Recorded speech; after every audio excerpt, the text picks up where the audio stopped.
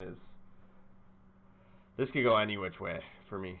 I have one team cemented in last, and then after that, Me too. I've been moving teams around like nonstop. Maybe the bottom two. I'm probably pretty sold on my bottom two now. Yeah, I am too, but our bottom two aren't the same. Bottom one is. We can agree the Devils are the worst, yeah? Yeah, but at the same time, they can't be the worst forever. So this, you never know when they're gonna turn it around. I just Or can don't they? think it. They could. I don't think it's this year. I don't think it's this year. Let me just ask you this. Remember the Devils like mystique, and then the Devils were just like shit. And then all of a sudden they're in the cup final, and then they're shit. Like I it's not it was luck. There was no curve. It's just like that's luck. If your curve is that's luck. Or Yeah. situational advantage taking, however you want to call They it. haven't, and they haven't had their picks really pan out. Their goalies haven't panned out. I know they got new goalies this year. Forget who. Yeah, I don't know why Crawford chose to go to the Okay, Devils. yeah, that was it. Confused me. I don't know. Blackwood and Crawford's a solid tandem, but like at 36, 37, why would you choose to go to New Jersey maybe when there were some other teams that were interested? Yeah, New Jersey's more of a one of the might be a place to live that people sometimes choose. I think it is. Yeah, but I don't know. After that, with the Devils, the one thing I want to touch on, it is sophomore year for.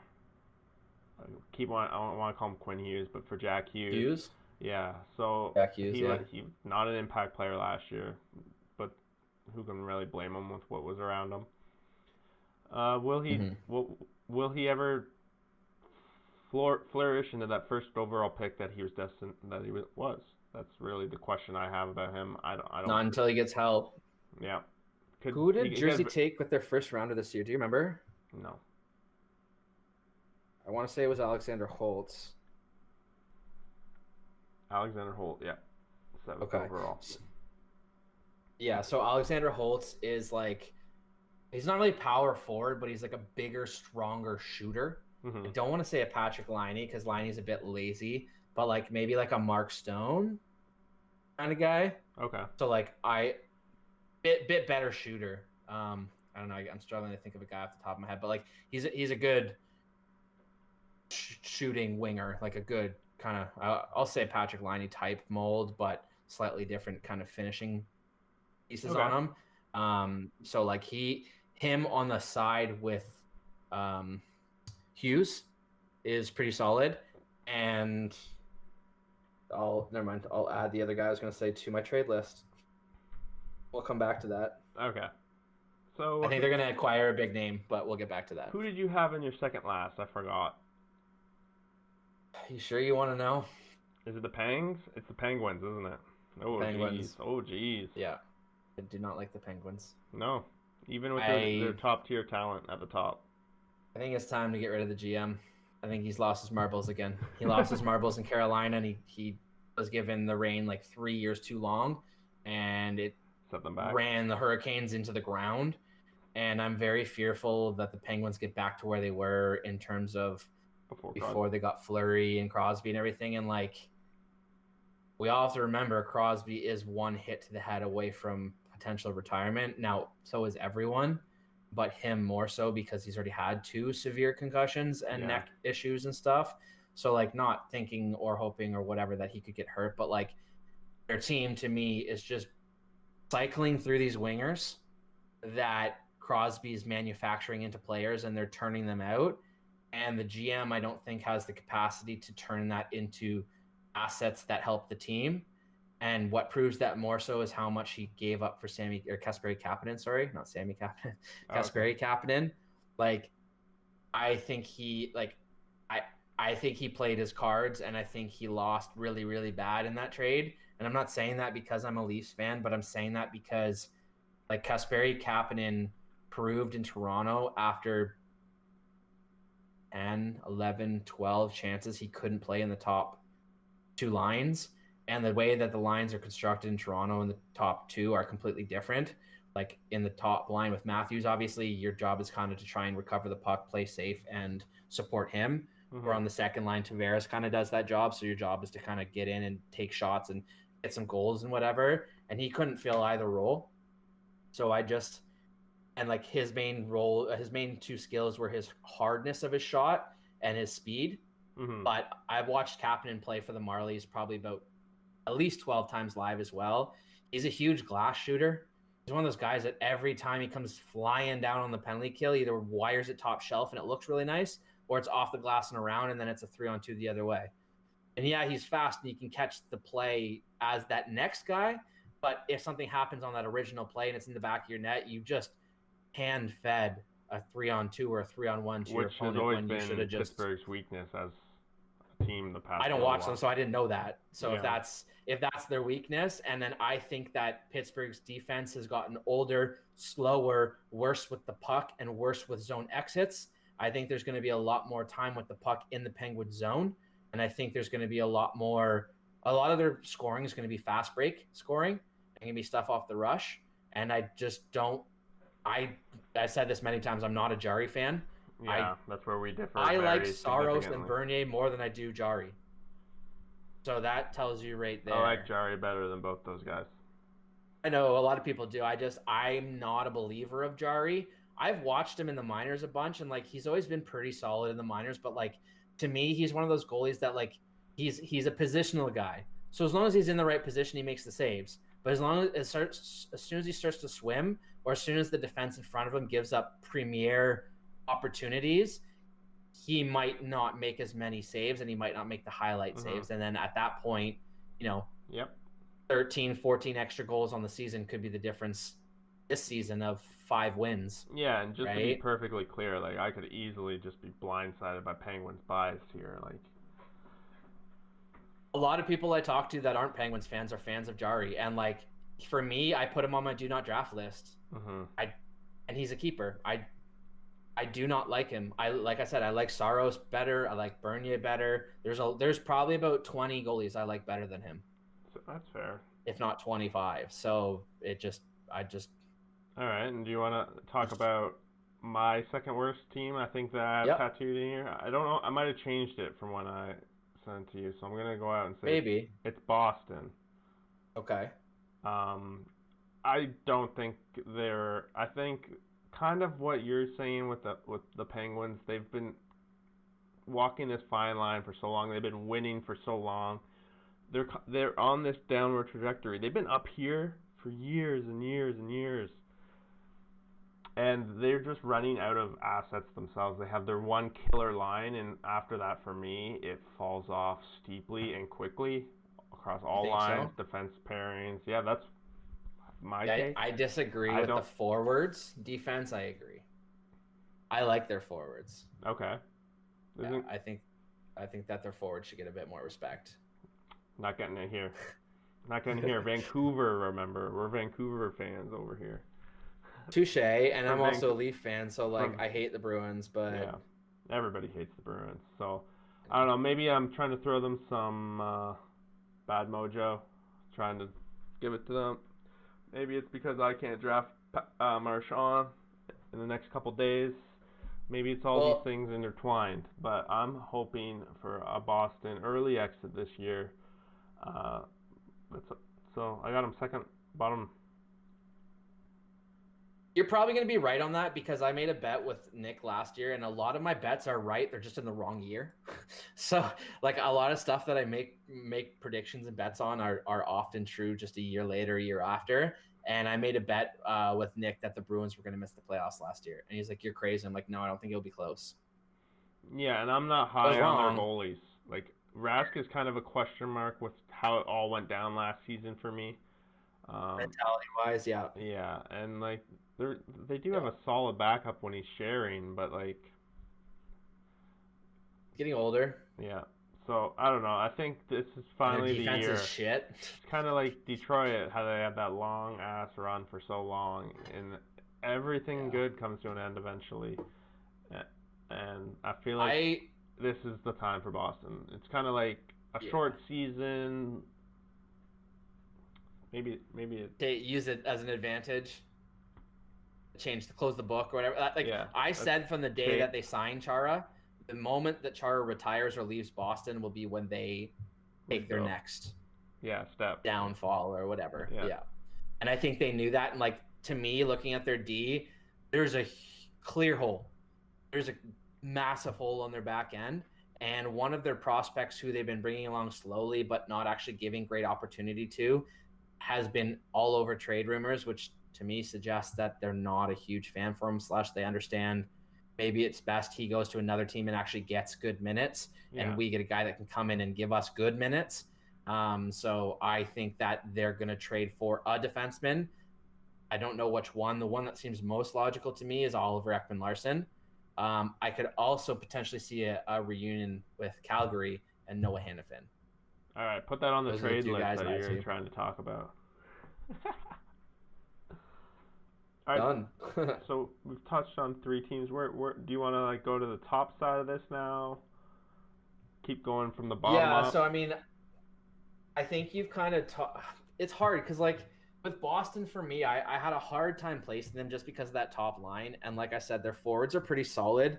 Looking at it, they've got so Marchand, Bergeron, and Pasternak. That line is going to carry you through a lot of games, but when they're not hot, they need something else, which they have DeBrusk, Krejci, and Kasha, which Kasha hasn't been healthy since they've got him. Mm-hmm. And like he was one of the big players and big scorers on Anaheim before they picked him up with Richie.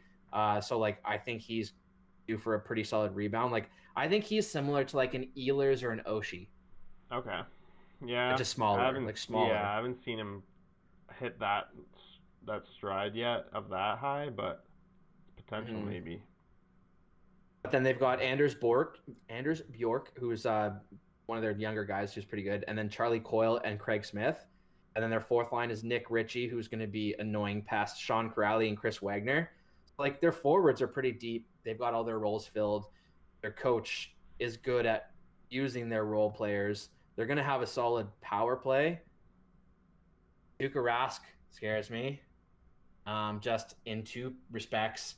One, I think he already had to choose if he opts out, but like, is he going to be mentally there? Because if Boston chews up players, and if he doesn't have a good start and Boston's struggling and they are as bad as you kind of have them, and where I think they're going to end up lower, I think they're going to turn on him. And I think it's going to be easy for Rask to just go to the GM and be like, look, I'm going home tomorrow, or trade me. Yep. And if he goes home, I wouldn't be surprised if he said, you know what, I'm just going to retire. He's one of those guys Tim that Thomas, like, I'm not putting it by him. Yeah. His mentor. Like maybe he does. Or maybe he says, you know, I want to be, because I do believe he's got some medical issues with his daughter. Mm-hmm. So like maybe he wants to be close to a place that has a certain medical facility or something like that, which could mean he says, you know, I want to go to these 2 places for whatever I can get. Yeah. Which could change the game for certain things, right? Like, let's say he's like, I want to go to Colorado, and if I don't go to Colorado, I'm going to retire. I'll take $4 million per. Imagine he went to a team like that for $4 million per, a team that already has like an advantage. Like that could change the whole league. Yep. Make it happy again for him to play and stuff, right? So like that's what I'm worried about for Boston and Rask. So like, but I have to give too much respect for that top line. Like I think they're better than the Rangers and the Sabres. Explain to me why they're not. I think I know you're high on the Sabres. I am high. I bumped them down from my original first place. Yeah, you had them first. Yeah. Well, to be honest, these next 6 to me could literally go anyway. Like, even though I have the Islanders as 6th, it feels very disrespectful to have them 6th. Because they're better than they're a playoff team in my mind. Like, the next 6 teams are playoff teams in my mind. But in this scenario, 2 of them are going to have to miss. And for me, this is a little bit shake-up of what I sent you. I have Islanders missing, and I have Philadelphia missing. Yeah. For Philadelphia specifically, their goalie situation, Hart, it's his second year. It's going to be a lot of games. Elliott, I don't think is a good goalie. I'm not super sold that Philadelphia has good defense, especially. Who did they lose to? Oh, they lost to the Islanders only.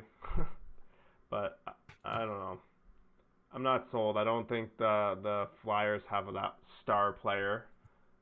to take them to Yeah. a promised land. Like, they don't have that. They're lacking that.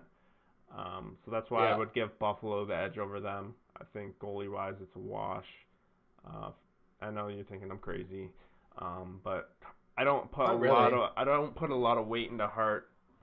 I think he's a great goalie, but I don't put a lot of weight Yeah. into his impact on the outcome of this season. I agree. Yeah. And then when I go to the Islanders, I know I'm making a mistake. So sorry, who did you have first? So from our talk, I've actually moved Washington into first. Okay. Yeah.